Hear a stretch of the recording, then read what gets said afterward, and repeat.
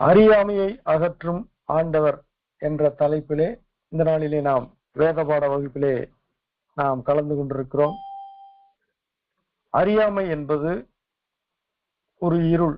அறியாமை என்பது நம்முடைய நித்தியத்தை நிர்ணயிக்கிற ஒரு காரியம். அறிதல், அறியாமை இரண்டுக்கும் மாபெரும் வேறுபாடு இருக்கிறது. ஏலியின் பிள்ளைகள் பேலியாளின் பிள்ளைகளாய் இருந்தார்கள். அவர்கள் கர்த்தரை அறியவில்லை என்று சொல்லப்பட்டிருக்கிறது. தேவனை அறியாமல் இருக்கிற வாழ்க்கை ஒரு இருளான வாழ்க்கை. அது பாவம் நிறைந்த வாழ்க்கை, வழி தப்பி போகிற வாழ்க்கை. நூலிருந்த பட்டமாக வானத்திலே காற்று அடித்து கொண்டு போகிற அந்த பட்டத்தை போல நிலை இல்லாமல் நோக்கம் இல்லாமல் அலைகிற வாழ்க்கை, அறியாமையிலே வாழ்கிற வாழ்க்கை. ஆனால் அந்த அறியாமை என்ற இருளை ஒளியாகிய ஆண்டவர் நம்முடைய தேவன் அகற்றுகிறார்.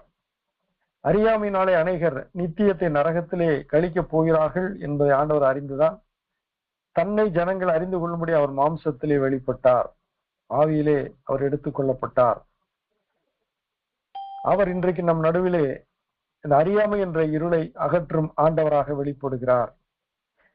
ஏதேன் தோட்டத்திலே மீறுதலுக்கு உட்பட்ட ஆதாமும் ஏவாளும் அவருடைய தீமையை காணும்படியான கண்கள், பாவத்தை காணும்படியான கண்கள், பாவ கண்கள் அவர்களுக்கு திறக்கப்பட்ட பொழுது அவர்கள் உணர்ந்த முதல் காரியம் தாங்கள் நிர்வாணிகள் என்று அறிந்து கொண்டார்கள். அவர்கள் பாவம் செய்யாமல் இருந்த பொழுது அவர்களுக்கு நிர்வாணம் வெட்கமாக தோன்றவில்லை. காரணம், அவர்கள் பாவத்திற்குள்ளாக வரவில்லை, தீமை இன்னதென்று அவர்கள் யோசிக்கவில்லை. ஆனால் அவர்கள் மீறுதலுக்கு உட்பட்ட உடனே அவருடைய கண்கள் திறக்கப்பட்டது. தாங்கள் நிர்வாணிகள் என்று அறிந்து அவர்கள் அத்தி இலைகளை எடுத்து அரைக்கச்சைகளை உண்டு பண்ணி அதை உடுத்தி கொண்டார்கள். இது ஒரு அறியாமைதான். ஏனென்றால் அத்தி இலை காய்ந்து விட்டால் அரைக்கச்சை பயனற்று போகும். இதை அவர்கள் அறியாதபடிக்கு தங்கள் நிர்வாணத்தை மறைப்பதற்கு அவர்கள் சுய முயற்சி எடுத்தார்கள். இன்றைக்கும் மனிதர்கள் தாங்கள் பாவத்திலே, அக்கிரமத்திலே, சாபத்திலே, சாத்தானுடைய தாக்குதலிலே நிர்வாணிகளாக அவர்கள் இருக்கிறார்கள் என்பதை அறிந்து அவர்கள் அதை மறைக்கும்படி பலவித சுய முயற்சிகளை எடுக்கிறார்கள். அதுதான் அத்தி இலையை தைத்து அரைக்கச்சை உண்டு பண்ணுதல். இது ஒரு அறியாமையின் வெளிப்பாடு. அறியாமை நம்மை பாவத்திற்கு நேராக வழி நடத்துகிறது, பாவத்திற்குள் வழி நடத்துகிறது. இந்த அறியாமை நீக்கும்படிதான் ஆண்டவர் சிலுவையிலே அறையப்பட்ட பொழுது அவர் முதலாவது விதமாக ஜெபித்தார். லூக்கா 23 அதிகாரத்தின் 34 வசனத்திலே, பிதாவே இவர்களுக்கு மன்னியும், தாங்கள் செய்கிறது இன்னதென்று அறியாதிருக்கிறார்களே என்றார். அறியாமை குறித்து ஆண்டவர் அங்கு பிதாவினிடத்தில் அறிக்கையிடுகிறார். அறியாமையினாலே இவர்கள் பாவம் செய்தார்கள் என்று சொல்லி சிலுவையிலே இயேசு தொங்கின பொழுது அறியாமை என்ற இருளை அகற்றும்படி பிதாவினிடத்தில் அவர் பரிந்து பேசுகிறார். இதை குறித்து பவுலும் பேதுரும் என்ன சொல்லி இருக்கிறார்கள்? அறியாமையை குறித்து பவுல் 1 தீமோத்தேயு 1 அதிகாரம் 13 வசனத்திலே சொல்லி இருக்கிறார், முன்னே நான் தூசிக்கிறவனும் துன்பப்படுத்துகிறவனும் கொடுமை செய்கிறவனுமாய் இருந்தேன். அப்படி இருந்தும் நான் அறியாமல் அவிசுவாசத்தினாலே அப்படி செய்தபடியினால் இரக்கம் பெற்றேன். நான் அறியாதவனாய் இருந்தேன், நான் அறியாமையில் இருந்தேன். ஆகினால் கர்த்தர் என்னை மன்னித்தார். அந்த அறியாமை என்னை இருந்து அந்த பேரொளி என்னை விடுதலை செய்தது என்று அவர் அறிக்கையிடுகிறார். நான் அறியாமையினால், அவிசுவாசத்தினால் நான் தூஷிக்கிறவனாய் இருந்தேன், துன்பப்படுத்துகிறவனாய் இருந்தேன், கொடுமை செய்கிறவனாய் இருந்தேன். இவையெல்லாம் என்னுடைய அறியாமை என்று சொல்லி அந்த அறியாமைக்கு ஆண்டவர் இரக்கத்தின்படி அந்த அறியாமை இருளை நீக்கினார் என்று சொல்கிறார். அப்போஸ்தலர் 17:30 அவர் பிலிப்பு பட்டணத்தின் மார்ஸ் மேடையில் நின்று கொண்டு அவர் சொல்கிறார், அறியாமை உள்ள காலங்களை தேவன் காணாதவர் போல் இருந்தார். இப்பொழுதோ மனம் திரும்ப வேண்டும் என்று எங்கும் உள்ள மனுஷரை எல்லாருக்கும் கட்டளை இடுகிறார். அறியாமை உள்ள காலங்கள் இன்றைக்கும் நம்முடைய வாழ்க்கையிலே அறியாமை என்ற இருள் இருக்கத்தான் செய்கிறது. வேதத்தை குறித்த வெளிச்சம் நமக்கு பரிபூரணமாய் கிடைத்து விட்டதா? பரலோகத்தை குறித்த வெளிப்பாடு நமக்கு பரிபூரணமாய் கிடைத்து விட்டதா? பரிசுத்த வாழ்க்கை வாழ வேண்டிய நிச்சயத்தை நாம் பெற்றுக் கொண்டிருக்கிறோமா? உலகத்தையும் சாத்தானையும் பாவ காரியங்களையும் வெறுத்து ஒதுக்கி அதை மேற்கொள்ளும்படியான போராட்டத்திலே நாம் இருக்கிறோம் என்பதை நாம் அறிந்திருக்கிறோமா? நாம் அறியாமை இருளை கடந்து வந்தால் அறிய வேண்டிய காரியங்களை அறிந்து கொள்வோம். இதைத்தான் பவுல் சொல்கிறார், எனக்கு பின்னானவைகளை நான் மறந்து எனக்கு முன்னானவைகளை நாடி நான் லக்கை நோக்கி ஓடுகிறேன். எனக்கு லாபமாயிருந்த எல்லாவற்றையும் நஷ்டம் என்று எண்ணுகிறேன், அவைகளை குப்பையாக எண்ணுகிறேன். நான் கிறிஸ்துவனுடைய பாடுகளின் ஐக்கியத்தை அறிவதற்காக, நான் உயிர்த்தெழுதலின் வல்லமையை உணர்வதற்காக, அதை நான் அறிவதற்காக எனக்கு லாபமாய் இருந்த எல்லாவற்றையும் நஷ்டம் என்று விட்டேன், குப்பையமாக எண்ணுகிறேன் என்கிறார். அறிய வேண்டியதை அறிய வேண்டும், அறியாமையை அகற்ற வேண்டும். இதுதான் ஆண்டவர் இந்த நாளிலே நமக்கு கொடுக்கிற ஒரு காரியம். அறியாமை உள்ள காலங்களை தேவன் காணாதவர் போல் இருந்தார். இன்றைக்கு நாம் வேதத்திலே அறிய வேண்டிய காரியங்கள் அநேகம் உண்டு. வேதம் என்ன சொல்லி இருக்கிறது? நீ அதை புதையல்களை தேடுவது போல தேடுவாயானால் அதை நீ கண்டுபிடிப்பாய். எண்ணத்தை பெற்றுக் கொண்டாலும் ஞானத்தை சம்பாதித்துக்கொள், புத்தியை சம்பாதித்துக்கொள். அதை நீ புதையல்களை தேடுவது போல தேடு. நீ அறியாமல் இருப்பதுதான் புதையல். அந்த புதையல் எங்கே இருக்கிறது என்று உனக்கு தெரியாது, ஆனால் நீ தேடும்போது அதை நீ கண்டடைவாய். அது உனக்கு வெளிச்சமாய் இருக்கும், உன் கழுத்திற்கு அது சரப்பணியாய் இருக்கும், அது உன் வாழ்க்கையை நித்தியத்திற்கு நேராய் நடத்தும். ஆகினால் அறியாமை இருளை அகற்றுவதற்கு நாம் ஆண்டவருடைய சமூகத்திலே அமர வேண்டும். பேதுரு 1 பேதுரு 2ஆம் அதிகாரம் 15-16 வசனங்களில் பேதுரு சொல்கிறார், நீங்கள் நன்மை செய்கிறதினாலே புத்தியீன மனுஷருடைய அறியாமையை அடக்குவது தேவனுடைய சித்தமாய் இருக்கிறது. சுயாதீனம் உள்ளவர்களாய் இருந்தும் உங்கள் சுயாதீனத்தை துர்க்குணத்திற்கு மூடலாக கொண்டிராமல் தேவனுக்கு அடிமைகளாயிருங்கள். அறியாமையை அடக்க வேண்டும். இன்றைக்கு அறியாமை நமக்குள் இருக்கிறதா என்றால் நிச்சயமாக அநேக காரியங்களை நாம் அறிய வேண்டிய காரியங்கள் நிறைய இருக்கிறது. இயேசு எப்படிப்பட்டவரோ என்று சொல்லி ஜனங்கள் பேசிக் கொண்டிருந்தார்கள். ஆனால் பேதுரு சொல்கிறார், நீர் ஜீவனுள்ள தேவனுடைய குமாரனாகிய கிறிஸ்து என்கிறார். இத்தகைய ஒரு வெளிப்பாடு கொடுக்கப்பட்டது. அவன் தேவனை அறிந்தான், இயேசுவை அவன் அறிந்திருந்தான். ஆனால் இன்றைக்கு உலக மக்கள் ஆண்டவரை அறியாமல் இருக்கிறார்கள். அவர்கள் புத்தியினராய் இருக்கிறார்கள், அவர்கள் இருளிலே இருக்கிறார்கள். அறியாமை என்னும் இருள் அவர்களை மூடி இருக்கிறது. அறியாமைக்குள் அவர்கள் அடங்கி கிடக்கிறார்கள். அவர்களை நாம் அடக்குவது ஒரு போராட்டத்தின்படி அல்ல, நன்மை செய்வதனாலே அவர்களை அந்த அறியாமையை அடக்க முடியும். இந்த அறியாமையை நாம் மேற்கொள்ள முடியும். அப்படி செய்வதே தேவனுடைய சித்தம். ஆண்டவரே, நான் என்ன செய்ய சித்தமா இருக்கிறது நாம் கேட்கிறோம். நன்மை செய்து புத்தியின மனுஷருடைய அறியாமையை அடக்குவது தேவனுடைய சித்தம். இந்த சித்தத்தை நாம் செய்ய வேண்டும். அதனால் புத்தியின மனுஷருடைய அறியாமையை நாம் அடக்கும்படியாக கர்த்தர் நம்மை அழைத்திருக்கிறார். இந்த அறியாமையை குறித்து நாம் 3 காரியங்களை குறிப்பாக பார்ப்போம். அது ஒரு இருளா இருக்கிறது. அது அறியாமை அழிவுக்கு கொண்டு வருகிறது. அறியாமையிலே தெய்வ பயம் இல்லை. அது இருள் என்று நாம் பார்க்கலாம். எபேசியர் 4ஆம் அதிகாரம் 17 முதல் 24 வசனங்களிலே, ஆதலால் கர்த்தருக்குள் நான் உங்களுக்கு சாட்சியாக சொல்லி எச்சரிக்கிறது என்னவெனில், மற்ற புறஜாதிகள் தங்கள் வீணான சிந்தையிலே நடக்கிறது போல நீங்கள் இனி நடவாமல் இருங்கள்.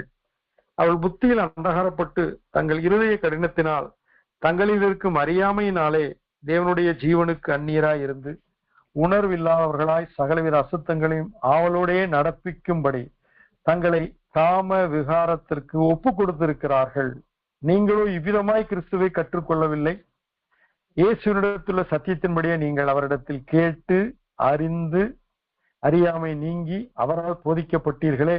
அந்தப்படி முந்தின நடக்கைக்குரிய மோசம் போக்கும் இச்சைகளாலே கெட்டு போகிற பழைய மனுஷனை நீங்கள் களைந்து போட்டு உங்கள் உள்ளத்திலே புதிதான ஆவி உள்ளவர்களாகி மெய்யான நீதியிலும் பரிசுத்தத்திலும் தேவனுடைய சாயலாக சிருஷ்டிக்கப்பட்ட புதிய மனுஷனை தரித்து கொள்ளுங்கள். நாம் செய்ய வேண்டிய காரியம், பழைய மனிதனை களைந்து போட வேண்டும். பழைய மனிதன் எப்படிப்பட்டவன்? அவன் மாம்சத்துக்குரியவன். பழைய மனிதன் எப்படிப்பட்டவன்? அவன் உலகத்தை சார்ந்தவன். பழைய மனிதன் எப்படிப்பட்டவன்? அவன் சாத்தானால் ஆளுகை செய்யப்படுகிறவன். பழைய மனிதன் எப்படிப்பட்டவன்? மாம்சமும் மனசும் விரும்புவதை செய்பவன். ஆனால் இதை நாம் அறிந்தோமானால், இந்த அறியாமையை அழிப்போமானால், நாம் புதிய மனிதனை தரித்துக் கொள்வோம். இதுவரை நாம் புதிய மனிதனை தரித்துக் கொள்ளாவிட்டால் நாம் இன்னும் அறியாமை என்ற இருளிலே இருக்கிறோம். ஒருவன் தான் போகிற பயணத்திலே அவன் இருளிலே இருந்தால் அவன் இடறுகிறான். தான் இடறுவது என்னது என்று அவன் அறியாமல் இருப்பான். குருடனுக்கு வழிகாட்டுகிற குருடனாய் இருந்தால் இருவரும் இடறி குழியிலே விழுவார்கள் அல்லவா? அதை போல இன்றைக்கு நாம் குருடனுக்கு வழிகாட்டுகிற குருடர்களாய் எப்பொழுது இருப்போம் என்றால், அறியாமை என்னும் இருள் நமக்குள் இருக்குமானால் நாமும் காணாதவர்களாய் இருக்கிறோம், பார்வையில்லாதவர்களாய் இருக்கிறோம். நாம் அறியாமை நீக்கி இருப்போமானால் நாம் கண் திறக்கப்பட்ட, நாம் பார்வை பெற்றவர்களாய் இருக்கிறோம், நாம் புதிய மனுஷனை தரித்துக் கொண்டவர்களாய் இருக்கிறோம். இதுதான் கிறிஸ்தவ வாழ்க்கையிலே ரட்சிப்பு என்பதை குறித்து அறிந்திருக்க வேண்டும், மனம் திரும்புதலை குறித்து அறிந்திருக்க வேண்டும், பரிசுத்த ஆவியின் நிறைவை குறித்து அறிந்திருக்க வேண்டும், நீதியை குறித்தும் நியாயத்தை குறித்தும் சத்தியத்தை குறித்தும் உண்மையை குறித்தும் உத்தமத்தை குறித்தும் தெளிவாக அறிந்திருக்க வேண்டும். அதன்படி நடக்க வேண்டும், பரிசுத்த பாதையிலே பயணப்பட வேண்டும். நித்தியத்தை நோக்கி நம்முடைய இலக்கு நித்தியமாய் இருக்க வேண்டும். இயேசு கிறிஸ்துவை போல மாறுவதே நம்முடைய சிந்தையாயும் செயலாயும் இருக்க வேண்டும். இதுதான் நாம் அறியாமலிருந்து வெளிப்பட்டு நாம் வெளிச்சத்துக்குள்ள வந்துவிட்டோம் என்பதற்கு அடையாளம். இரண்டாவதாக, அறியாமை என்பது அழிவுக்கு நேராய் கொண்டு வரும், அது சங்காரத்துக்குள்ளாய் கொண்டு வருகிறது. ஓசியா 4:6 என் ஜனங்கள் அறிவில்லாமையினால் சங்காரமாகிறார்கள், நீ அறிவை வெறுத்தாய், ஆகையால் நீ என் ஆசாரியனா இராதபடிக்கு நானும் உன்னை வெறுத்து விடுவேன். நீ உன் தேவனுடைய வேதத்தை மறந்தாய், ஆகையால் நானும் உன் பிள்ளைகளை மறந்து விடுவேன். பாருங்கள், காரியம் எவ்விதமாயிருக்கிறது. அறிவை வெறுக்கிற ஆசாரியன் அகற்றப்படுவான். வேதத்தை மறக்கிற வேத மார்க்கத்தார் விசுவாசிகள் அவர்கள் விசுவாசத்தை விட்டு விலகி போய் விடுவார்கள். அதைத்தான் கர்த்தர் சொல்கிறார், என் ஜனங்கள் அறிவில்லாமையினால் சங்காரமாகிறார்கள், அழிந்து போகிறார்கள். இன்றைக்கும் கிறிஸ்தவர்கள் முதல் ஜெனரேஷன்ல பக்தியாய் இருக்கிறார்கள், இரண்டாவது ஜெனரேஷன் வரும்போது புத்தியாய் இருக்கிறார்கள், மூன்றாவது சந்ததியாய் வரும்போது பக்தியும் புத்தியுமாய் இருக்க வேண்டிய நபர்கள் அவர்கள் சொகுசு வாழ்க்கையிலே சுதந்திரமான சிந்தனையிலே அவர்கள் சிக்கினவர்களாய் அறியாமை என்னும் இருளுக்குள் சிக்கிக் கொள்கிறார்கள். ஐஸ்வர்யவன் தேவனுடைய ராஜ்யத்தில் பிரவேசிப்பது அரிது என்று கர்த்தர் சொல்லி இருக்கிறார். இன்றைக்கு கிறிஸ்துவுக்குள் நாம் வரும் பொழுது ஆசீர்வாதங்கள் ஐஸ்வர்யங்கள் நம்மை வந்து அடைகின்றன. ஆனால் அவைகள் நமக்கு முதன்மையாய் முக்கியமாய் காணப்படுமானால் நாம் அறியாமை என்னும் இருள் இருந்து இன்னும் வெளியாகவில்லை என்ற அர்த்தம்.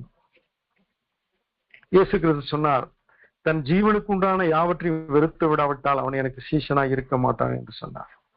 ஆகினால் அறிவில்லாமையினால் நாம் சங்கரமாகி விடக்கூடாது. வேதத்தை மறந்து நாம் கர்த்தரால் மறக்கப்பட்டு விடக்கூடாது.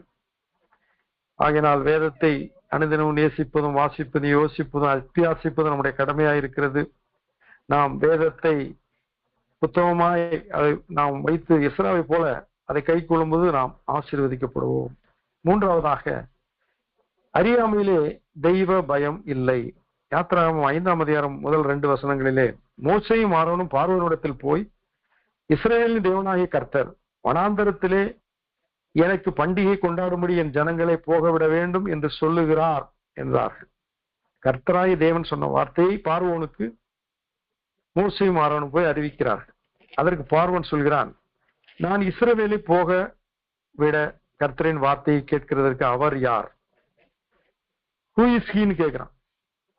இவன் எகிப்து தேசத்துக்கு மட்டும்தான் ராஜா, ஆனால் தேவனாய கர்த்தர் அவர் ராஜாதி ராஜா, ராஜாக்களை தள்ளி ராஜாக்களை ஏற்படுத்துகிற ராஜாதி ராஜா.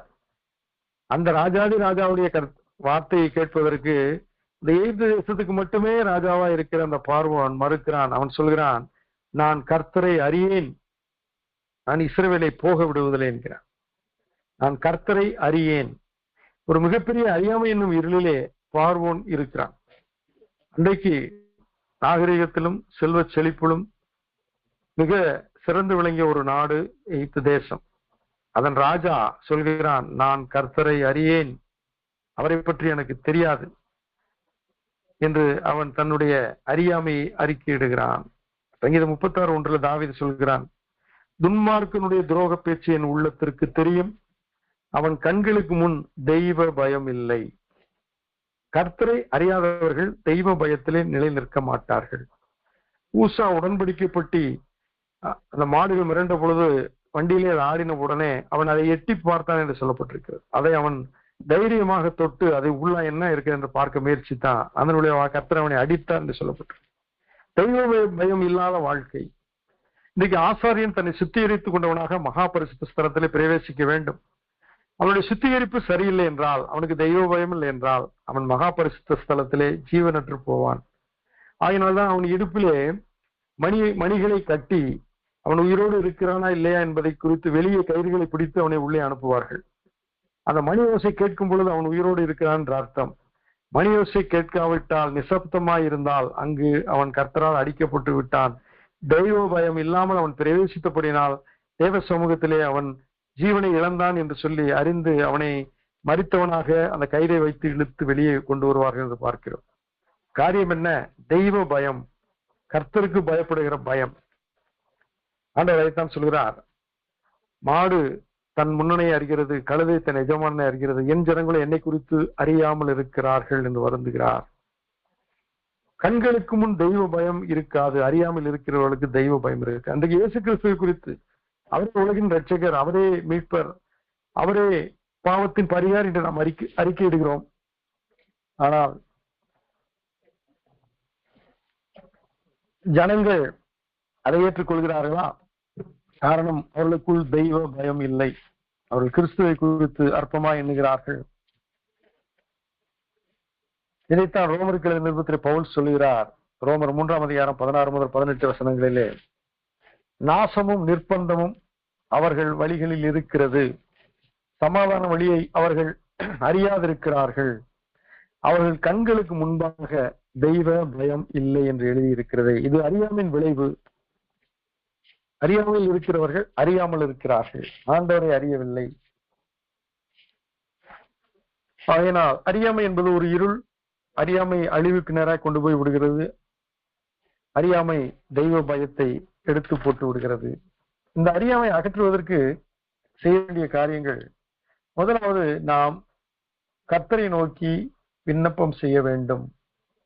சீரிய ராஜா தன் சேனைகளை அனுப்பி தீர்க்கதரிசி எலிசாவை பிடித்து வரும்படி ஆணையிட்ட பொழுது அந்த நகரம் சீரிய சேனைகளால் சூழப்பட்டது.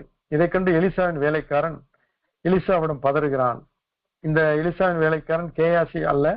ஏற்கனவே நாகமானுடைய குஷ்டரோகம் பிடிக்கப்பட்டு கேயாசி எலிசாவின் சமூகத்தை விட்டு புறப்பட்டு போய்விட்டான். இவன் புதிதாய் வந்த வேலைக்காரன். ஆனால் அவன் எலிசாவிடம் சொல்கிறான், ஐயோ என் ஆண்டவனே, என்ன செய்வோம் என்று அவன் கதறுகிறான். அதற்கு எலிசா தீர்க்கதரிசி சொல்கிறதாவது, பயப்படாதே, அவர்களோடு இருக்கிறவர்களை பார்க்கலும் நம்மோடு இருக்கிறவர்கள் அதிகம் என்றான். அப்பொழுது எலிசா விண்ணப்பம் பண்ணி, கர்த்தாவே, இவன் பார்க்கும்படி இவன் கண்களை திறந்தருளும் என்றான். உடனே கர்த்தர் அந்த வேலைக்காரன் கண்களை திறந்தார். இதோ எலிசாவை சுற்றிலும் அக்கினிமயமான குதிரைகளாலும் ரதங்களாலும் அந்த மலை நிறைந்திருக்கிறதை அவன் கண்டான். அவனுடைய அறியாமை நீக்கப்படுகிறது, அவன் கண்கள் திறக்கப்படுகிறது. எலிசாவை சுற்றிலும் தேவனுடைய அக்கினிமயமான ரதங்கள், குதிரைகள், சேனைகளா இருப்பதை அந்த வேலைக்காரன் கண்டு அவன் தைரியம் கொள்கிறான் என்பதை காண்கிறோம். அவன் கண்கள் திறக்கப்படாத வரைக்கும் அவன் அறியாமல் இருந்தான். அவன் கண்கள் திறக்கப்பட்ட பொழுது அவன் அறியாமல் இருள் நீங்கி அவன் இருக்கிற காரியங்களை அறிந்து கொண்டான். இன்றைக்கு நாமும் கூட நம்மை சுற்றிலும் நாம் கண்களால் காண முடியாத தூதர்கள் நம்மை காக்கிறார்கள் என்பதை அறிந்திருக்க வேண்டும். நம்முடைய கால்கள் கல்லில் இடராதபடிக்கு தங்கள் கரங்களிலே சுமந்து செல்கிற தேவ தூதர்கள் கூட்டம் நமக்கு கர்த்தர் கொடுத்திருக்கிறார். ஒவ்வொரு மனிதனுக்கும் தூதர்கள் கூட்டங்கள் கொடுக்கப்பட்டிருக்கிறார்கள். அவர்கள் தேவனுடைய சமூகத்தில் நம்மை குறித்து அறிக்கையிடுகிறார்கள். இதை நாம் அறிந்திருக்கிறோமா? இது ஆவிக்குரிய உலகம், அதிலே காரியங்கள் விதமாய் இருக்கிறது.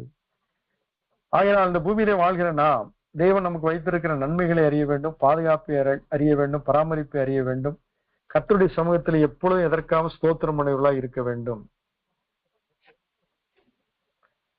முதலாவது காரியம், நாம் விண்ணப்பம் பண்ணும் பொழுது, ஜெபிக்கும் பொழுது அறியாமை அகலுகிறது. இரண்டாவது, வேத வசனம் நம்முடைய அந்த வெளிச்சம் அறியாமை இருளை நீக்குகிறது. சங்கீதம் 119:7 விதமாய் சொல்லி இருக்கிறது, கர்த்தருடைய வேதம் குறைவற்றதும் ஆத்துமாவை உயிர்ப்பிக்கிறதுமாய் இருக்கிறது. கர்த்தருடைய சாட்சி சத்தியமும் பேதையை ஞானியாக்குறதுமாய் இருக்கிறது. அறியாமையாய் இருக்கிறவன் பேதை, ஆனால் அனைத்தையும் அறிந்தவன் ஞானி.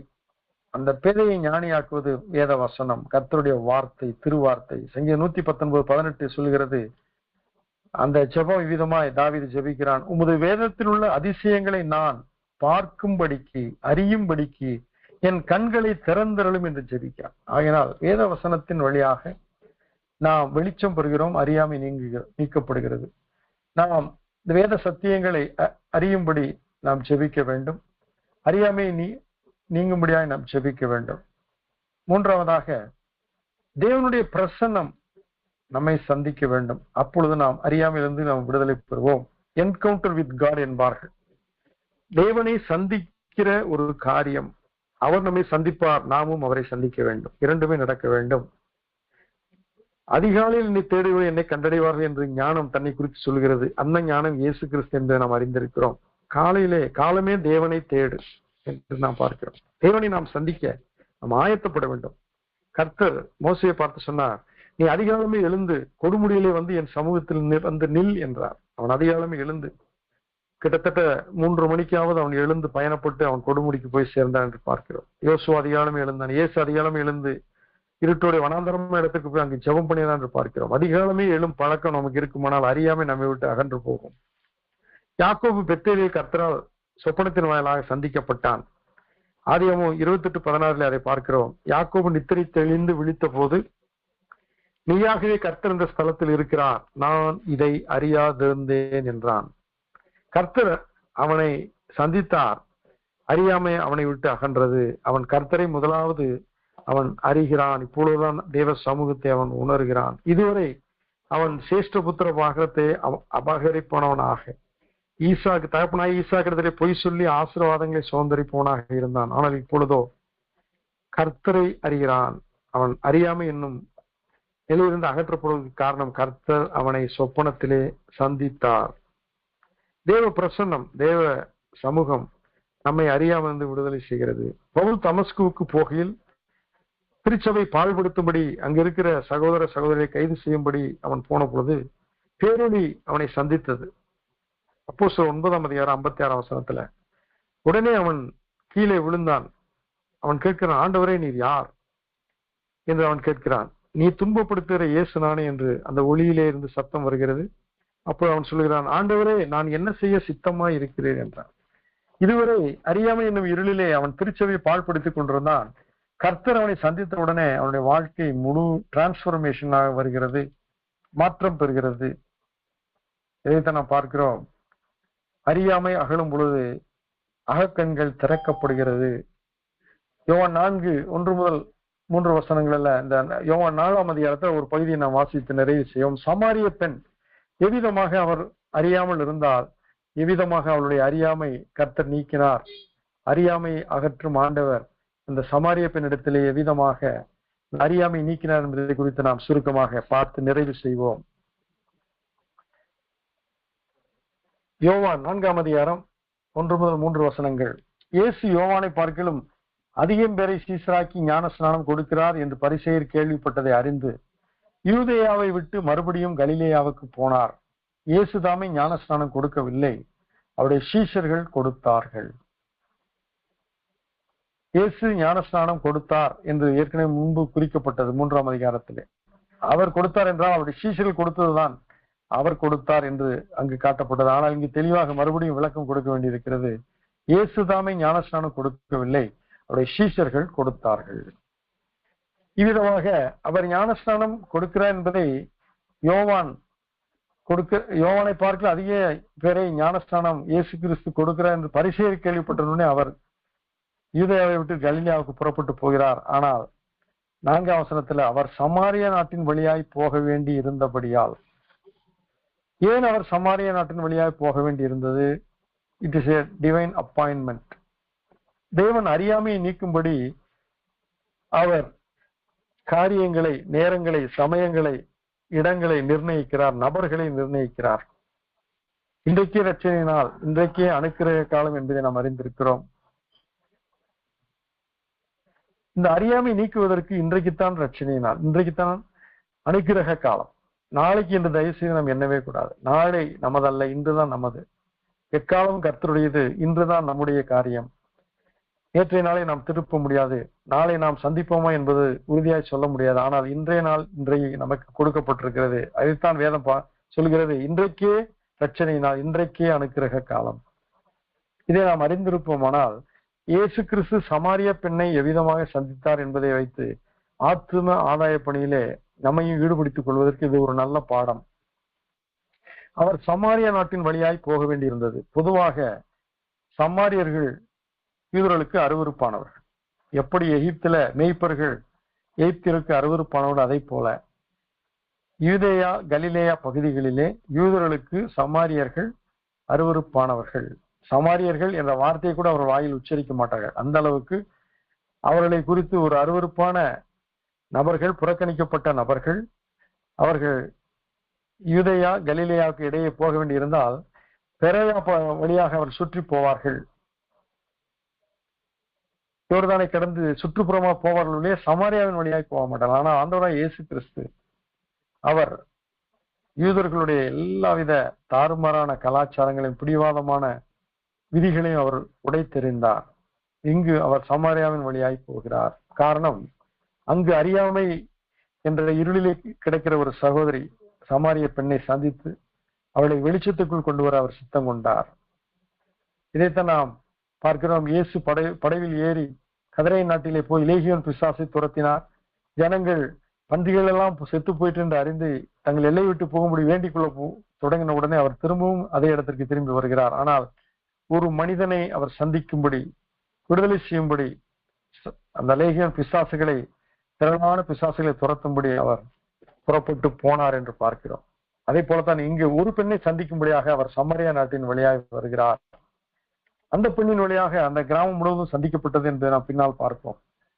அதே வேளையிலே தீரு சீதோன் பகுதிக்கும் பட்டணங்களின் வழியாக அவர் போகிறார்.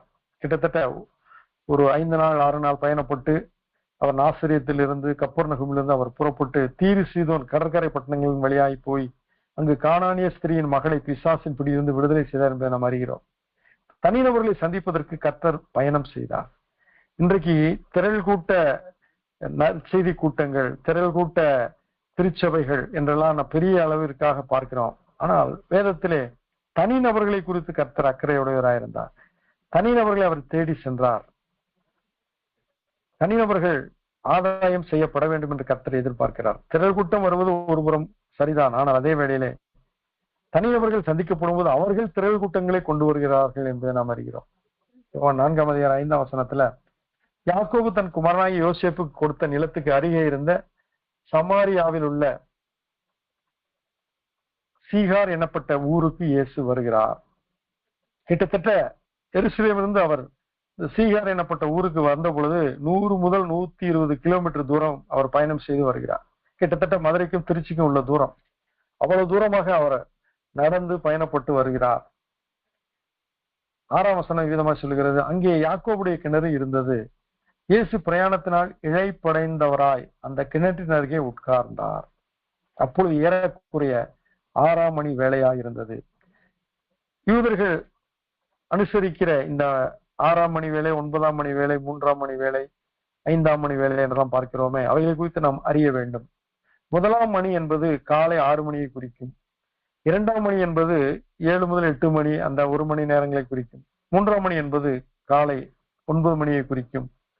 4ஆம் மணி என்பது அந்த 10 முதல் 11 மணியான நேரங்களை குறிக்கும். இவ்விதமாக 3ஆம் மணி, 6ஆம் மணி, 9ஆம் மணி, 12ஆம் மணி என்று நாம் பார்க்கிறோம். இயேசு கிறிஸ்து 12ஆம் மணி, 6ஆம் மணி என்று சொல்லப்பட்ட அந்த இடம் என்பது மதியம் 12 மணியை குறிக்கும். கடும் வெயில். பாலஸ்தீன தேசத்தை நாம் அறிந்திருக்கிறோம். பாலஸ்தீன தேசத்துல வெஸ்ட் பேங்க் என்ற இடத்துலதான் இந்த சமாரியர்கள் இருந்தார்கள் என்பதை நாம் அறிவோம்.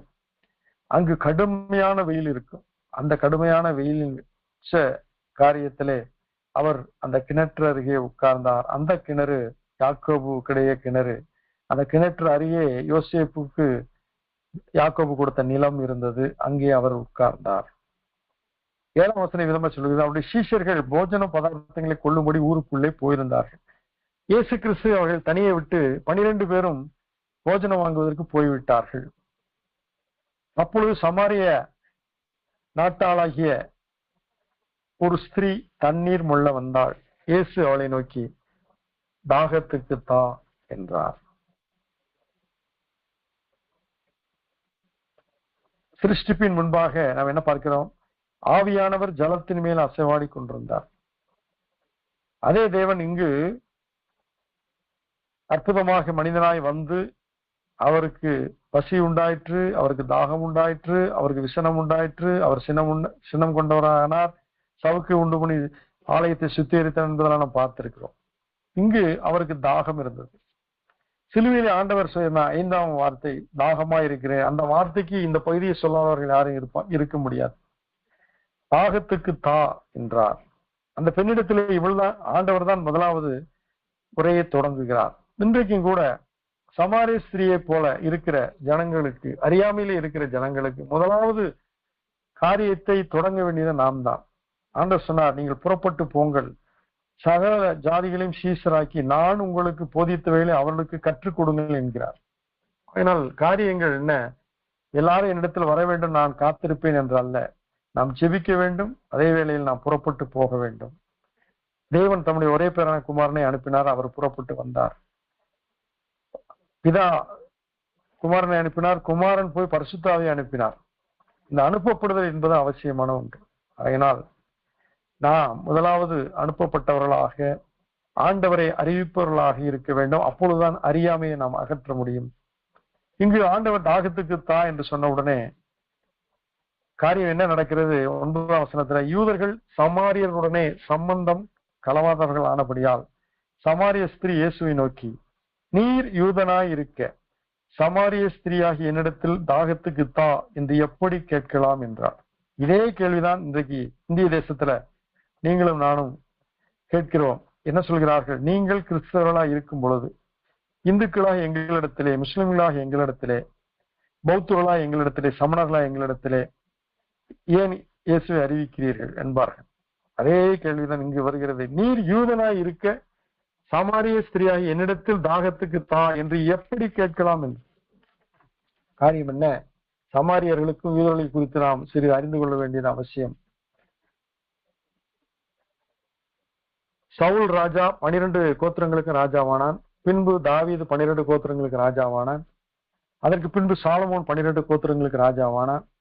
சாலமோனுடைய காலத்துக்கு பின்பு ரெகோபயாம் அவனுடைய மகன் 12 கோத்திரங்களுக்கு ராஜாவா இருந்த காலத்திலே அவன் பதவி ஏற்ற உடனே இஸ்ரேல் 10 கோத்திரங்கள் வந்து, அதாவது யூதா மற்றும் பென்னிமின் கோத்திரத்தை தவிர மீதம் இருக்கிற 10 கோத்திரங்களை சேர்ந்தவர்கள் வந்து ரெகோபயாம் இடத்திலே சொல்கிறார்கள், நாங்கள் சாலமோன் ராஜாவுக்கு அரண்மனை கட்டுவதற்கு 13 வருடங்களும் தேவனுடைய ஆலயத்தை கட்டுவதற்கு 7 வருடங்களும் கிட்டத்தட்ட 20 வருடங்கள் கடினமாய் உழைத்து விட்டோம், எங்களுக்கு ஓய்வு வேண்டும் என்ற பொழுது ரெகோபயாம் இளைஞர்களின் பேச்சை கேட்டு மறுத்து விட்டான். அதன் விளைவாக, தாவீதே நீ உன் கூடாரத்துக்கு போ, உன் வேலையை நீ பார்த்துக்கோ என்று சொல்லி அவர்கள் பிரிந்து போய்விட்டார்கள். அங்கு ஒரு மிகப்பெரிய டிவிஷன் வந்தது, பிரிவினை வந்தது. அந்த பிரிவினை வந்த பிறகு யெரொபெயாம் என்ற இஸ்ரேலிலே இருந்த ஒரு வேலைக்காரன், அவன் அவர்களுக்கு தன்னை ராஜாவாக பிரகடனப்படுத்தி கொண்டு தானிலும் பெத்தேலிலும் பலிபீடத்தை உண்டாக்கி, நீங்கள் எருசலேமுக்கு போக வேண்டாம், நாம் இங்கேயே பலி செலுத்தி கொண்டு கர்த்தரை தொழுது கொள்வோம் என்று சொல்லி பிரிவினை ஏற்படுத்தி விட்டார். இப்படியாக இருந்த காலகட்டத்தில் இஸ்ரவேலர்கள் பாவம் செய்தார்கள். அவர்கள் கானானிய ஜனங்களோடு கலந்தார்கள், விக்கிரக வணக்கம் செய்தார்கள், பிள்ளைகளை தீக்கடக்க பண்ணினார்கள். இது மட்டுமல்ல, இந்த காலகட்டத்தில் கர்த்தர் அவரை தண்டிக்கும்படியாக அசீரியர்களை அனுப்பினார்.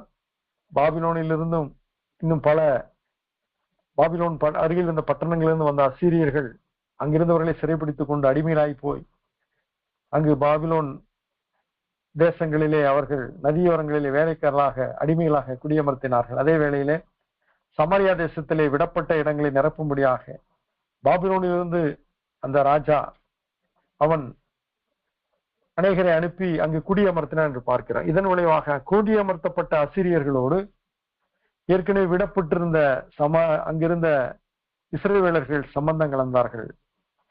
அவர்கள் சமாரியா பகுதியிலே வாழ்ந்தபடியினால் சமாரியர்கள் என்று அழைக்கப்பட்டார்கள். தேவனுக்கென்று பிரித்தெடுக்கப்பட்டவர்களாய் வாழாதபடிக்கு அவர்கள் அசீரியரோடு கலந்தபடியினால், சம்பந்தம் கலந்தபடியினால் அவர்கள் தேவனுடைய திட்டத்தை விட்டு விலகினார்கள் என்பதை அறிந்த யூதர்கள் அவர்களை பகைத்தார்கள். இஸ்ரவேலின் ராஜா ஓசையாவின் 9ஆம் வருஷத்திலே அசீரிய ராஜா சல்மனாசார் சமாரியாவை பிடித்து இஸ்ரவேலை அசீரியாவுக்கு சரியாக கொண்டு போய் அவர்களை கோசன் நதிய ஓரமான ஆலாகிலும் ஆபூரிலும் மேதியின் பட்டணங்களில் குடியேற்றினான். இதுதான் இன்றைய ஈரான் என்று அழைக்கப்படுகிறது. பின்பு அசிரிய ராஜா பாபிலோனிலும் கூத்தாவிலும் ஆபாவிலும் ஆமாத்திலும் செப்பர்வாயுவிலும் இருந்து மனுஷரை வரப்பண்ணினான். அவர்களை இஸ்ரேல் புத்திரருக்கு பதிலாக சமாரியாவின் பட்டணங்களிலே குடியேற்றினான். இவர்கள் சமாரியாவை சொந்தமாய் கட்டிக்கொண்டு அதன் பட்டணங்களிலே குடியிருந்தார்கள். மேடையில் உள்ள கோவில்களில் தங்களுக்காக ஆராதனை செய்கிறதற்கு அவர்கள் தங்களுக்குள் ஈனமானவர்களை ஆசாரியர்களாக ஏற்படுத்தினார்கள். அந்த ஜாதிகள் தங்கள் விக்கிரகங்களை சேவித்து வந்தார்கள். அவர்கள் பிள்ளைகளும் பிள்ளைகளும் இந்நாள் வரைக்கும் செய்து வருகிறார்கள். அவர்கள் காரியம் என்ன? விக்கிரகங்களை வணங்குவது மட்டுமல்ல, பிள்ளைகளை அக்கினியிலே போடுவார்கள். அதை சமாரியர்களும் ஏற்றுக்கொண்டார்கள். அதன் விளைவாகத்தான் சமாரியர்கள் யூதருக்கு அருவருப்பாய் மாறி போனார்கள். இந்த சமாரியர்கள் எப்பிராயிம் மனாசி என்று 2 கோத்திரத்தை சேர்ந்தவர்கள். அவர்கள் இருந்த இடம் சமாரியா என்ற இந்த மலை பிரதேசம். இது வெஸ்ட் பேங்க் என்று சொல்லி இன்று நாளில் அழைக்கப்படுகிறது. இந்த மனாசே எப்பிராயிம் கோத்திரத்திலே சமாரியாவில் விடப்பட்டவர்கள் தான் சமாரியர்கள். இக்கோத்திரங்களின் முற்பிதா எகிப்து இருந்த யோசேப்பும் அவன் மனைவியாகிய ஆஸ்நாத் என்ற எகிப்து தேசத்தை சேர்ந்த ஊன் பட்டணத்து ஆசாரனாகிய போத்திபிராவின் குமாரத்தியும் ஆவாள். மூத்தவன் மனாசே, இளையவன் எப்பிராயிம். அவர்கள் இருவரும் இருந்த பகுதிதான் இன்றைக்கு இப்பொழுது சமாரியா என்று அழைக்கப்படுகிறது. இங்க இருக்கிற மக்கள் பாபிலோன் சிறையிருப்பிலே போய் அதனாலே வந்த தாறுமாறான சம்பந்தத்தின் விளைவாக அவர்கள் சமாரியல் என்றும் யூதர்களால் புறக்கணிக்கப்பட்டு ஒருக்களிக்கப்பட்டு அவர்கள் தள்ளப்பட்டவர்களாக இருக்கிறார்கள். இப்பொழுது இயேசு கிறிஸ்து சமாரிய பெண்ணையும் ரட்சிக்கும்படியாக வருகிறார். மாம்சமான யாவருக்கும் தேவனாய கர்த்தர் என்று தன்னை அறிவித்த ஆண்டவர் சமாரிய பெண்ணை ரட்சிக்க கூடாதபடிக்கு அவருடைய கரம் குறுகவில்லை, கேட்கக்கூடாதபடி அவருடைய செவி மந்தமாகவில்லை. இவர்கள் சமாரியர்கள் ஆலயத்தை கெரிசீம் என்ற அந்த மலையிலே அவர்கள் தங்களுக்கு ஒரு சிறிய ஆலயத்தை கட்டி கொண்டார்கள். எருசலேமிலே நேர் திசையிலே இந்த கெரிசீம் என்ற மலையிலே இவருடைய ஒரு ஆலயம் இருந்தது. இவர்களுக்கு என்று ஒரு வேதம் இருக்கிறது. அது என்னவென்றால் சமாரியர்களுடைய 5 ஆகமங்கள். இதிலே சில தாறுமாறான காரியங்கள் இருக்கிறது. ஆனால் யூதர்களுடைய அந்த 5 ஆகமங்களோடு தீர்க்கதரிசியின் புஸ்தகங்கள், அவருடைய எழுத்துக்கள், இதையெல்லாம் இவர்கள் ஏற்றுக்கொள்வதில்லை. இன்றைக்கும் சமாரியர்கள் எண்ணிக்கை குறைந்தவர்களாக இருக்கிறார்கள். கிட்டத்தட்ட 800 பேர் தான் முறையான சமாரியர் என்று அழைக்கப்படுகிறார்களாம். மிக எண்ணிக்கை அவர்கள் குறைந்து விட்டார்கள். அவர்கள் டெல் அவீவ் இன்னும் சில சமாரியாவின் பகுதியில் அவர்கள் வாழ்ந்து கொண்டிருக்கிறார்கள். இவர்கள் பிறரோடு கலந்து விட்டபடியால் இவர்கள் இன்றைக்கு யூதர்கள் என்று அழைக்கப்படுவதில்லை. மட்டுமல்ல, இவர்களுக்கு பூரிம் என்ற பண்டிகை கிடையாது. பூரிம் என்ற பண்டிகை எஸ்தர் யூத மக்களை காப்பாற்றின பொழுது அவர்கள் கொண்டாடின பண்டிகை. அந்த பண்டிகை இவர்களுக்கு கிடையாது. ஹனுக்கா என்ற ஒரு பண்டிகை, இது ஒளியின் பண்டிகை. மக்கபியர் என்ற புரட்சியாளர்கள் ஆலயத்தை மீட்ட பொழுது அவர்கள் விளக்கை அந்த 7 பொன் குத்து விளக்குகளை மெழுகுவர்த்தி ஏற்றி அவர்கள் வெளிச்சத்தை வைத்துக் கொண்டே இருப்பார்கள். ஒளியின் பண்டிகை என்று சொல்லப்படுகிறது. இந்த ஹனுக்கா என்ற பண்டிகையும் அவர்கள் கொண்டாடுவதில்லை. ஆனால் யூதர்கள் இதை பூரிம் என்ற பண்டிகை அனுசரிக்கிறார்கள், ஹனுக்கா என்ற பண்டிகை அவர்கள் அனுசரிக்கிறார்கள். இதுதான் இருவருக்குள்ள வித்தியாசம். சரி, இப்பொழுது காரியத்துக்கு வருவோம். யோவான் 4ஆம் அதிகாரம் 10ஆம் வசனத்துல இயேசு புறக்கணிக்கப்பட்டு தள்ளப்பட்டு வெறுப்போடும் கசப்போடும் வாழ்ந்து கொண்டிருந்த அந்த சமாரிய பெண்ணிற்கு பிரதியுத்தரமா என்ன சொல்கிறார்?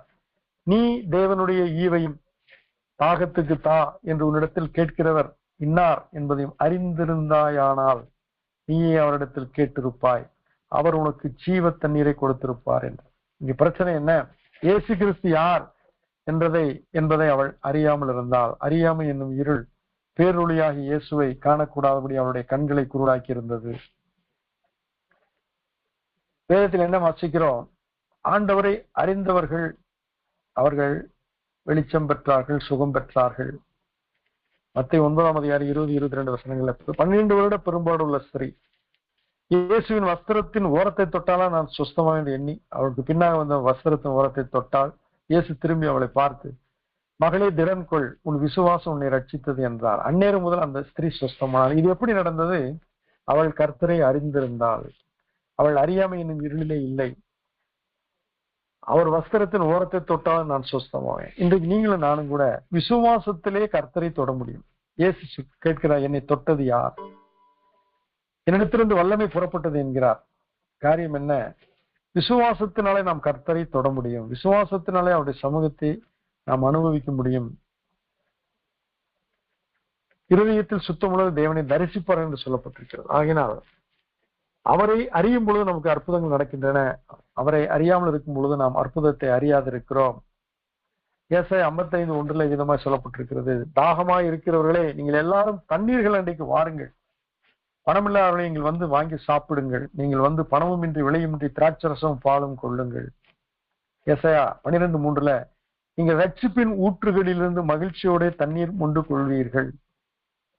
இதைத்தான் 7 நாள் கூடார பண்டிகையிலே அந்த கடைசி நாளிலே அவர்கள் ஒரு பொற்பாத்திரத்திலே சீலோவாம் குளத்திலிருந்து தண்ணீரை மொண்டு கொண்டு அவர்கள் ஆலயத்துக்கு கொண்டு வருவார்கள். யூதர்கள் அவர்கள் கொண்டு வந்து இந்த வசனத்தை அறிக்கையிட்டு அவர்கள் சொல்வார்கள், ரட்சிப்பின் ஊற்றிலிருந்து மகிழ்ச்சியோட தண்ணீர் மொண்டு கொள்வீர்கள் என்று சொல்லி அவர்கள் ஒரு பாடலை பாடுவது போல துதிக்கிறவர்களாய் அறிக்கையிடுவர்களாய் இருப்பார்கள். இந்த வேளையில் தான் இயேசு கிறிஸ்து கூடார பண்டிகையின் கடைசி நாளிலே அவர் நின்று சத்தமிட்டு சொல்கிறார், ஒருவன் தாகமாய் இருந்தால் என்னிடத்தில் வந்து பானம் பண்ண கடவன். வனாந்தர யாத்திரையிலே இஸ்ரவேலர்கள் கண்மலையிலிருந்து புறப்பட்ட தண்ணீரின் பருகி அவர்கள் தாகம் தீர்த்துக்கப்பட்டார்கள். இயேசு கிறிஸ்து நமக்கு திறவுண்ட கண்மலை, அந்த கண்மலையிலிருந்து ஜீவ தண்ணீர் புறப்பட்டு வருகிறது. வேத வாக்கியம் சொல்லுகிறபடி, என்னிடத்தில் விசுவாசமாய் இருக்கிறவன் எவனோ அவன் உள்ளத்திலிருந்து ஜீவ தண்ணீர் நதிகள் ஓடும் என்று இயேசு சொல்கிறார். சகரியா 4:8 கர்த்தருடைய நாளில் ஜீவ தண்ணீர்கள் எருசலேமிலிருந்து புறப்படும் என்று வாக்கு கொடுக்கப்பட்டிருக்கிறது. எசேக்கியேல் தீர்க்கதரிசி கொடுக்கப்பட்ட தரிசனம் 47 அதிகாரத்துல தேவாலய வாசற்படியிலிருந்து ஆலயத்தின் வலப்புறமாய் அதை தீர்க்கன் கடக்க முடியாத அளவுக்கு தண்ணீர் புறப்பட்டு அது நதியாயிற்று. இருபுறமும் விருட்சங்கள் இருந்தன. அந்த நதியின் வழியாய் அவன் கடந்து போன பொழுது அது முழங்கால் அளவு, அதையெல்லாம் தாண்டி நீந்தல் முடியாத அளவிற்கு அந்த நதி இருந்தது என்று பார்க்கிறோம். இங்கு இயேசு கிறிஸ்து ஜீவ தண்ணீர் நானே என்று சொல்கிறார். நானே ஜீவ தண்ணீர் என்று சொல்கிறார். நான் உனக்கு ஜீவ தண்ணீரை கொடுப்பேன் என்று சொல்லி இந்த சமாரிய பெண்ணிடத்திலே சொல்கிறார். ஆனால் அவளோ அவரை பரியாசம் பண்ணும்படியாக சொல்கிறார். 11ஆம் வசனத்துல, அந்த ஸ்திரீ, ஆண்டவரே, மொண்டு கொள்ளும் இடத்தில் பாத்திரமும் இல்லையே, கிணறும் ஆழமாய் இருக்கிறதே, பின்ன எங்கே இருந்து உமக்கு ஜீவ தண்ணீர் உண்டாகும்? இவர்கள் சமாரியர்கள் இந்த நான் வாசிக்க கேட்டபடி எசேக்கியேலின் புஸ்தகம், சகரியாவின் புஸ்தகங்களாம் வைத்திருப்பார்கள், ஆனால் ஜீவ தண்ணீரை குறித்து அறிந்திருப்பார்கள். ஆனால் அவர்கள் எல்லாம் இதை ஏற்றுக்கொள்வதில்லையே. ஆகையினால்தான் அவளுக்கு இந்த வார்த்தை விசித்திரமாய் வினோதமாய் காணப்படுகிறது. ஜீவ தண்ணீர் எப்படி என்று சொல்லி அவள் பரியாசத்தோடு கேட்கிறாள். மேலும் சொல்கிறாள், இந்த கிணற்றை எங்களுக்கு தந்த நம்முடைய பிதாவாகிய யாக்கோவை பார்க்க நீர் பெரியவரோ, அவரும் அவர் பிள்ளைகளும் அவர் மிருக ஜீவனும் இதிலே குடித்ததுண்டே என்றார். என்ன சொல்ல வருகிறார்? யாக்கோவு குடித்த கிணற்றிலே நாங்கள் பருகிக் கொண்டிருக்கிறோம், நாங்கள் ஒன்றும் குறைவற்றவர்கள் தான் என்று சொல்லி தன்னை மெச்சிக்கொள்கிறார் அவள் சொல்கிறார். அப்பொழுது இயேசு அவளுக்கு மாத்திரமா என்ன சொல்கிறார்? இந்த தண்ணீரை குடிக்கிறவனுக்கு மறுபடியும் தாகம் உண்டாகும். நான் கொடுக்கும் தண்ணீரை குடிக்கிறவனுக்கு ஒரு காலம் தாகம் உண்டாகாது. நான் அவனுக்கு கொடுக்கும் தண்ணீர் அவனுக்குள்ளே நித்திய ஜீவகாலமாய் ஊறுகிற நீர் ஊற்றாய் இருக்கும் என்றார். எரேமியா 2:13 கர்த்தர் சொல்கிறதாவது, என் ஜனங்கள் 2 தீமைகளை செய்தார்கள், ஜீவ தண்ணீர் ஊற்றாகி என்னை விட்டு விட்டார்கள், தண்ணீர் நிற்காத தொட்டிகளாகிய வெடிப்புள்ள தொட்டிகளை தங்களுக்கு வெட்டி கொண்டார்கள். இன்றைக்கு கிறிஸ்துவை ஏற்றுக்கொள்ளாதவர்கள், கிறிஸ்துவை மறுதளிக்கிறவர்கள், கிறிஸ்துவை மறந்தவர்கள் எல்லாரும் வெடிப்புள்ள தொட்டிகளை தோண்டிக் கொள்கிறார்கள், வெட்டி கொள்கிறார்கள். ஆனால் ஜீவ தண்ணீர் ஊற்றாகிய அவரிடத்திலே போய் தாகமாய் இருக்கிறவர்கள் தண்ணீர் பருகி தாகம் தீர்க்க நாம் அழைக்கப்பட்டிருக்கிறோம். ஆனால் அதை அறியாதவர்கள் வெடிப்புள்ள தொட்டிகளை தோண்டிக் கொள்கிறார்கள் என்று பார்க்கிறோம். அந்த ஸ்திரீ இயேசுவை நோக்கி சொல்கிறாள், ஆண்டவரே, எனக்கு தாகம் உண்டாகாமல் இருக்கவும் நான் இங்கே மொண்டு கொள்ள வராமல் இருக்கும்படி அந்த தண்ணீரை எனக்கு தர வேண்டும் என்றாள். அவள் இன்னும் அவரை குறித்து அறியாதவனாகவே அவள் பேசிக் கொண்டிருக்கிறாள். அவள் தன்னுடைய சரீர தேவைகளை சந்திக்கும்படியாகத்தான் பேசிக் கொண்டிருக்கிறாள். ஆனால் ஆண்டவரோ அவருடைய ஆவிக்குரிய தேவையை சந்திக்க விரும்புகிறார். அவளுக்குள் அதிருப்தி, அவளுக்குள் விரக்தி, அவளுக்குள் திருப்தியற்ற தன்மை, ஒரு விடாய்த்து போன மனநிலை, கிளேசமும் விசாரங்களும் வியாகுலங்களும் வியாஜியங்களும் நிறைந்த இருதயத்தோடு, பலட்சியமான இருதயத்தோடு அவள் நின்று கொண்டிருப்பதை கர்த்தர் கண்டு அவள் மேல் மனதுருகி அவளுடைய தாகத்தை தீர்க்கும்படி கர்த்தர் பேசிக் கொண்டிருக்கிறார். ஆனால் அவளோ அறியாமை என்னும் காரியத்தில் நிறைந்தவளாக தண்ணீரை குறித்து பேசிக் கொண்டிருக்கிறார். யோவான் 4:16 இயேசு அவளை நோக்கி, நீ போய் உன் புருஷனை இங்கே அழைத்து கொண்டு வா என்றார். அதற்கு அந்த ஸ்திரீ, எனக்கு புருஷன் இல்லை என்றாள். இயேசு அவளை நோக்கி, உனக்கு புருஷன் இல்லை என்று நீ சொன்னது சரிதான். எப்படியெனில் 5 புருஷர் உனக்கு இருந்தார்கள், இப்பொழுது உனக்கு இருக்கிறவன் உனக்கு புருஷன் அல்ல, இதை உள்ளபடி சொன்னாய் என்றார். அவளுடைய அறியாமை அகற்றுவதற்கு ஆண்டவர் அவருடைய இருதயத்தை இப்பொழுது பரீட்சை செய்கிறார். காட் டெஸ்டட் ஏப்ரஹாம் என்பதை போல அங்கு ஆபிரகாமிடத்தில் சொன்னார், உன் நேசகுமாரனும் ஏகபுதல்வனுமாகிய ஈசாக்கை நான் குறித்த இடத்திலே மோரியா மலையிலே பலி செலுத்துவாயாக என்று சொல்கிறார். அதை அவன் செய்ய முனைந்த பொழுது கர்த்தர் ஆபிரகாமை பிள்ளையாண்டவங்க கைகளை போடாது என்று சொல்லி ஒரு ஆட்டுக்கிடாவை காண்பிக்கிறார். அவன் அதை பலியிட்டான் என்று பார்க்கிறோம். அவன் அறியாதிருந்தும் அவரை விசுவாசித்தான். ஆனால் இங்கு அவளுக்குள் விசுவாசத்தை உண்டாகும்படி அவளுடைய தனிப்பட்ட வாழ்க்கையை அவர் தொடுகிறார். உன் புருஷனை இங்கே அழைத்து கொண்டு வா என்கிறார். தண்ணீரை குறித்த சம்பாஷணை முடிந்து விட்டது. இப்பொழுது அவளுடைய வாழ்க்கையை குறித்த சம்பாஷணை, அவருடைய தாகத்தை குறித்து, அவருடைய அதிருப்தியை குறித்து, அவருடைய விரக்தியை குறித்து கர்த்தர் ஒரு தீர்வை கொடுக்கும்படி அவருடைய தனிப்பட்ட வாழ்க்கையை தொடுகிறார். இந்த ஊழியத்துல தீர்க்க தரிசனமான காரியங்கள் வெளிப்பட்டாலுடைய ஜனங்கள் ஆண்டவரிடத்திலே தூண்டிலே சிக்கிற மீனை போல சிக்க மாட்டார்கள். தூண்டில் அந்த மீனுக்கு போடும்போது அதை கடிக்கிற மீன் அதிலே சிக்கிக் கொள்ளும். அதை போல இன்றைக்கு தனிநபர்களுடைய வாழ்க்கையை தொடும் பொழுதுதான் அவர்கள் ஆண்டவர் தங்களுக்கு தேவை என்ற அவர்கள் உணர்வார்கள். அதுவரை அவர்கள் தங்களுடைய பக்தியையும் தங்களுடைய சுயநீதியையும் மெச்சிக்கொண்டு வாழ்ந்து கொண்டிருப்பார்கள் அறியாமையிலே. இங்கு அறியாமை என்ற காரியத்தை அகற்றும்படி ஆண்டவர் அவளை குறித்து அறிந்ததை அவளுக்கு அறிவிக்கிறார். அப்பொழுதுதான் அவளுக்கு தெரிகிறது, இவர் யார், இவர் சாதாரண நபர் அல்ல, இவர் சாதாரண யூதர் அல்ல, இவர் சாதாரண ஒரு மேசியா அல்லது ஒரு ரபி அல்ல என்று சொல்லி அவள் உணர்கிறாள். தெளிவாய் சொல்கிறார், 5 புருஷர் உனக்கு இருந்தார்கள், இப்பொழுது உனக்கு இருக்கிறவன் உனக்கு புருஷன் அல்ல, இதை உள்ளபடி சொன்ன என்றார். இன்றைக்கு ஊழியங்களிலே தேவ வசனங்கள் தீர்க்க தரிசனமாக வெளிப்பட்டாலுடைய ஜனங்கள் ஆண்டுடைய வெளிச்சத்திற்கு வருவது கடினம். ஆகினால் தேவனுடைய மனுஷன் தேவனுடைய வார்த்தைகளை சொல்லும் பொழுது அந்த வார்த்தைகள் அவர்களை தொடும். அப்பொழுது அந்த ஸ்திரீ அவரை நோக்கி, ஆண்டவரே, நீர் தீர்க்கதரிசி என்று காண்கிறேன். எங்கள் பிதாக்கள் இந்த மலையிலே தொழுது கொண்டு வந்தார்கள், நீங்கள் எருசலேமில் இருக்கிற ஸ்தலத்திலே தொழுது கொண்டு என்கிறீர்களே என்றார்.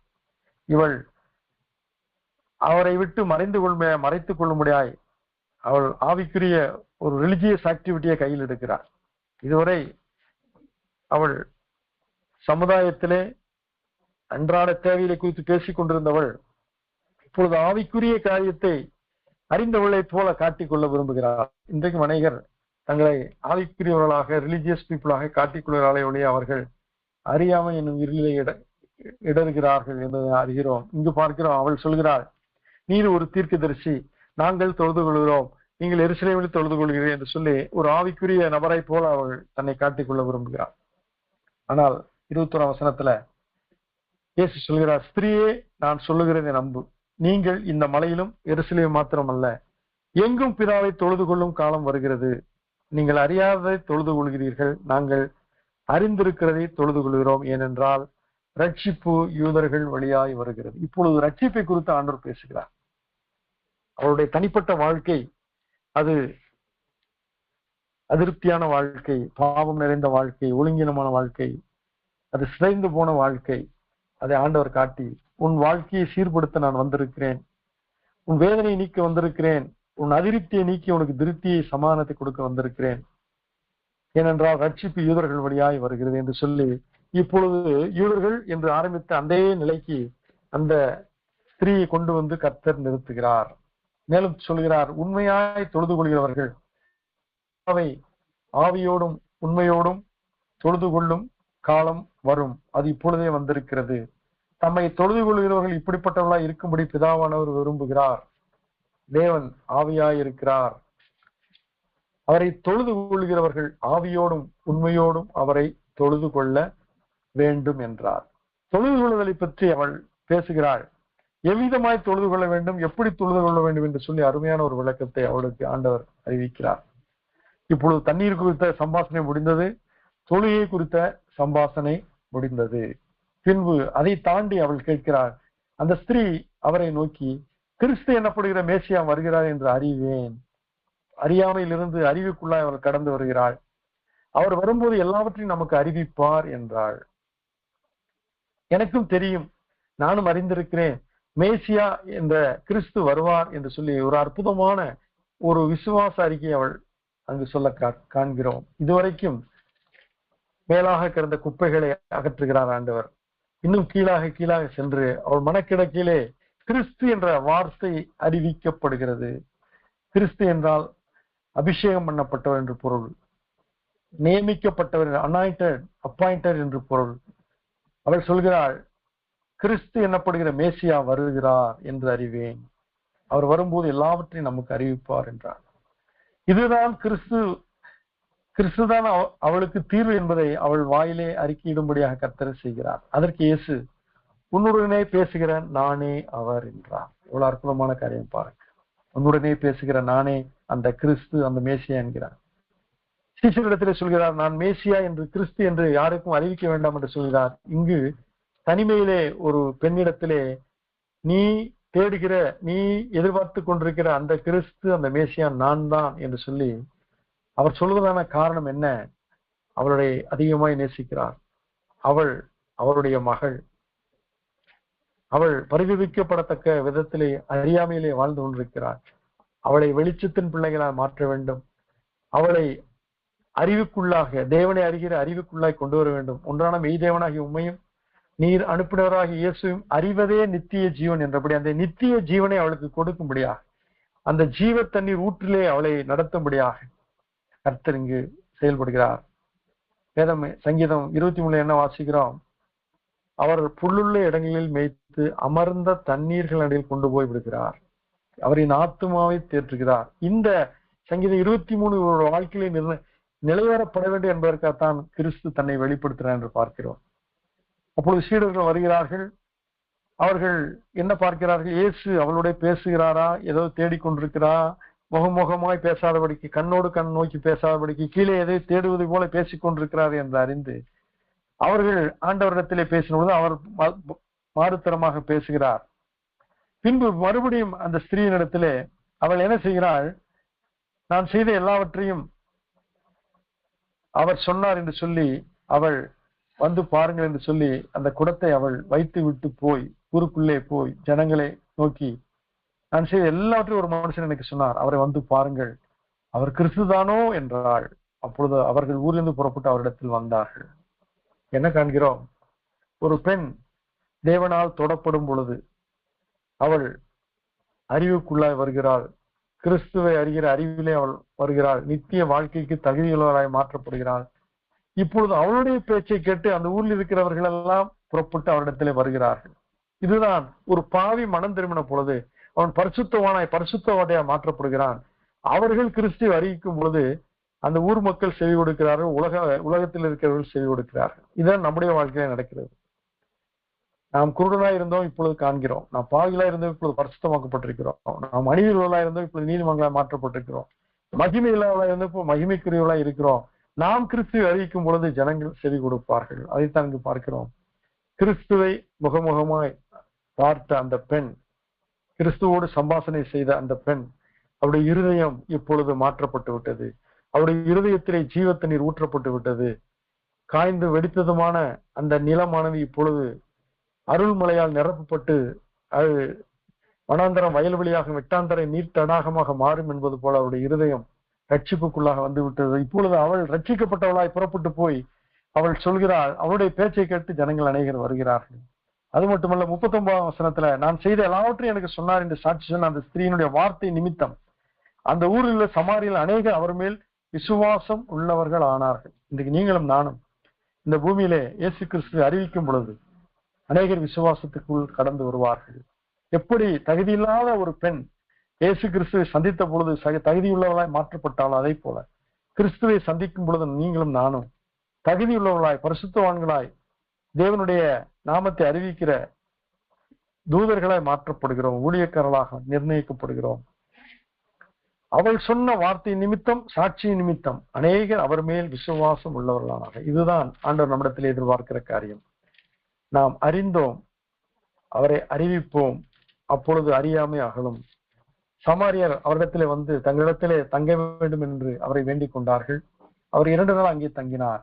அப்பொழுது அவருடைய உபதேசத்தின் நிமித்தம் இன்னும் அநேகம் பேர் விசுவாசித்து அந்த ஸ்திரீயை நோக்கி, உன் சொல்லி நிமித்தம் மட்டுமல்ல, அவருடைய உபதேசத்தை நாங்களே கேட்டு அவர் மெய்யாய் கிறிஸ்துவாய் உலக ரட்சகர் என்று அறிந்து விசுவாசிக்கிறோம் என்றார். பாருங்கள், ஒரு சாதாரண ஒரு பெண், வாழ்க்கையிலே திருப்தியற்று உடைந்து போன கண்ணாடியை போல இருந்த பெண்ணுடைய வாழ்க்கை கிறிஸ்துவை சந்தித்த பொழுது மாற்றப்பட்டது. அறியாமை நீங்கிடும் பொழுது அங்கு அறிதலும் அறிவிப்பும் உண்டாகிறது.